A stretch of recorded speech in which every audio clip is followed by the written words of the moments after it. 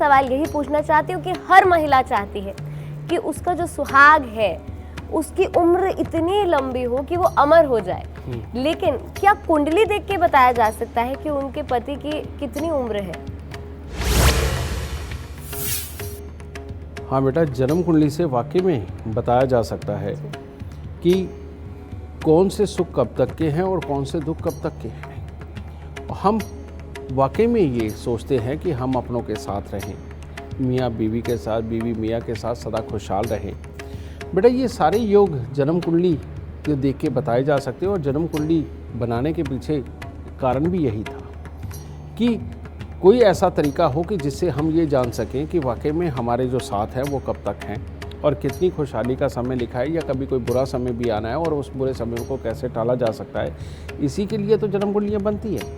और ये सत्य बात है बेटा, जब हम शादी से पहले जन्म कुंडली का मिलान करवाते हैं ये तो उसी वक्त में निर्धारित हो जाता है कि ये सुख कब तक मिलेगा, इसके साथ मिलेगा और कब तकलीफ़ आएगी। और आपने वो जो आप देखते हो कि मांगलिक योग होता है, काल सब दोष होता है, दूसरे सारे योग होते हैं, ये कारण भी तो यही है। और वो जो दोष भी देखे जाते हैं वो इसीलिए देखे जाते हैं कि जब भी मियाँ बीवी का जोड़ा बने तो वो लंबी उम्र तक खुशहाल जिए। कुंडली मिलाने के पीछे यही तो एक तात्पर्य होता है बेटा, समझिए ना।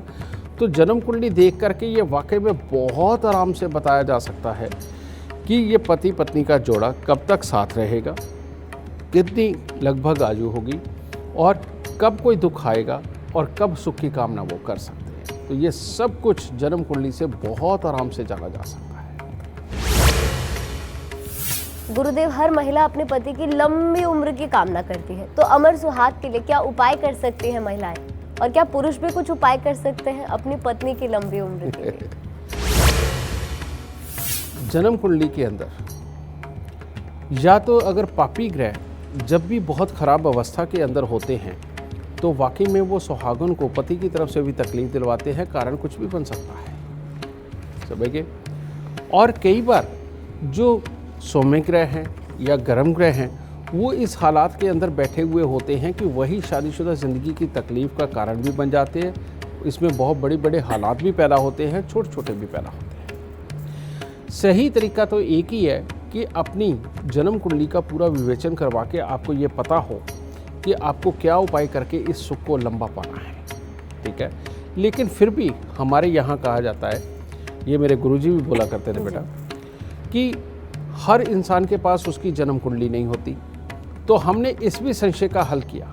वो क्या, आपके घर पे जो बच्चा है या आपका कोई भाई बहन है उस जिसकी डेट ऑफ बर्थ टाइम है, आप वो हमें बताइए, हम आपकी कुंडली के बारे में आपको पूरा बता देंगे, ठीक है। ये सिर्फ पूरे विश्व में सिर्फ हमारे यहाँ होता है और कोई भी ये सर्विस नहीं देता है। एक तो ये, दूसरा तुमने पूछा उपाय जी।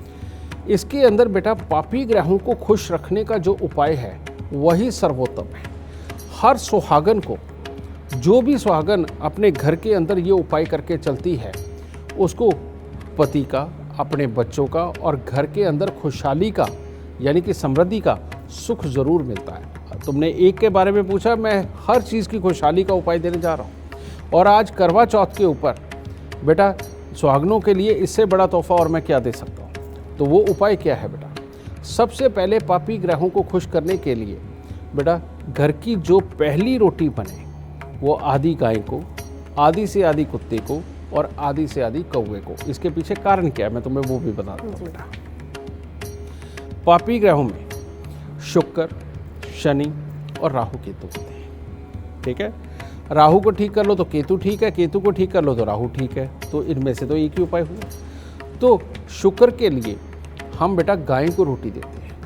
शुक्र को यानी कि गाय को रोटी देने से शुक्र इतना अच्छा रहता है कि वो कभी भी आपके जीवन के अंदर बड़ा पाप नहीं होने देता। और शनि को अच्छा रखने के लिए हम कौवे को रोटी देते हैं। जब हम रोज़ कौवों को रोटी डालने लगते हैं, आप देखिए कि जिस स्थान पे आप रोटी डालते हो रोज़ कौवे वहीं पे आके इंतज़ार कर रहे होते हैं। जब कौवे की मैत्री आपके साथ हो जाती है और वहाँ के रोज़ आकर के वो आपको शनि की ऊर्जा देने लगते हैं, तो शनि आपकी कुंडली में कैसा भी खराब बैठा हो वो आपको बुरा फल नहीं दे सकता। कुत्ता, कुत्ते के अंदर केतु की एनर्जी होती है बेटा, यानी कि जो हमारे विचारों को चलाती है। समझे, जब आप कुत्ते को हर रोज़ रोटी डालते तो कुत्ता भी आपका इंतज़ार कर रहा होता है, अपने उस समय के ऊपर इंतज़ार कर रहा होता है कि अब वो आएगा और मेरे को ये डाल के जाएगा। उस वक्त में भी जब केतु की एनर्जी आपके पास आती है तो आपके विचार हमेशा शुद्ध और बहुत अच्छे रहते हैं। तो पापी ग्रहों को खुश करने के लिए इससे उत्तम उपाय तो हो नहीं सकता। लेकिन कई बार सौम्य ग्रह भी और गर्म ग्रह भी बेटा ये भी तकलीफ कारण होते हैं। तो इसीलिए सुहागनों का नहा धो करके सुबह सवेरे मंदिर जाके माथा टेकने का विधान बना हुआ है। अगर सुहागनें सुबह सुबह बेटा, चाहे हफ्ते के अंदर आप पूरा हफ्ता नहीं जा सकती तो जिस वक्त आपके पास समय आप उस दिन चले जाइए। आप हफ्ते के 2 दिन बांध दीजिए, ठीक है। उसके अंदर आपको क्या करना होता है, पूजा की आप थाली तैयार करती हैं, उसके अंदर आप कुछ मिश्री पतासे वगैरह ये रखती हैं और वहाँ जाके आप जल भी चढ़ाती हैं। जो जल नहीं चढ़ाती बेटा वो वहाँ पर जाकर के मीठा चढ़ाती है या कोई फ्रूट रख के आती है। तो फ्रूट क्या है, फ्रूट के अंदर बृहस्पति भी है, बुध भी है, चंद्रमा भी है, मिठास मंगल भी है। जब आप मिश्री रखती हैं तो वो प्योर चंद्रमा मिश्रित मंगल होता है। तो चंद्र और मंगल को आप मंदिर में लेकर के जाती है। आप पतासे रखती है तो वो भी चंद्र मंगल ही है, वो भी उधर होता है। आप कभी कभी अनाज लेके जाते हैं पंडित जी के लिए, या कभी खीर बना ली, कभी कोई हलवा बना लिया, तो ये सारी चीज़ें, खीर अगर आप बनाते हैं तो वो चंद्र और मंगल मिश्रित होती है, और अगर आप हलवा बनाते हो वो मंगल होता है प्योर, ठीक है।